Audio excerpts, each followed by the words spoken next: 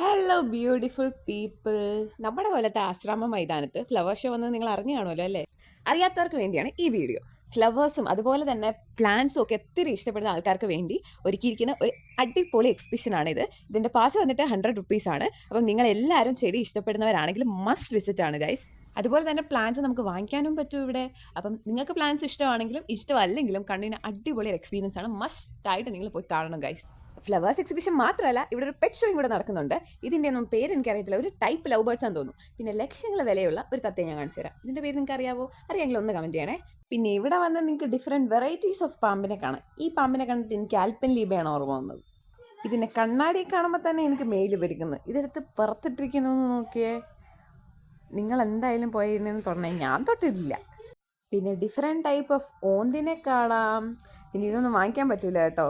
പിന്നെ മുള്ളമ്പന്നിയെ കാണാം. അങ്ങനെ കുറേ സാധനങ്ങളുണ്ട്. അതിനുശേഷം ഇവിടെ ഒരു വെറൈറ്റി സാധനമുണ്ട്. ഇതാണ് ബംഗാൾ കാറ്റ്. ഇതിനെ കണ്ട ഒരു പുലിയുടെ അത്രയുണ്ട്. പൂച്ച സാധനം ഭയങ്കര ജാട. ആരെ കണ്ടിട്ടൊന്നും മൈൻഡ് പോലും ആക്കുന്നില്ല. ഇതിന് പുറത്ത് ഒത്തിരി സാധനങ്ങൾ വാങ്ങിക്കാനുള്ള കടയുണ്ട്. കമ്മലും വെക്കുന്ന കടയുണ്ട്. അങ്ങനെ ഒത്തിരി സ്ഥലങ്ങളുണ്ട്. അത്രയുള്ള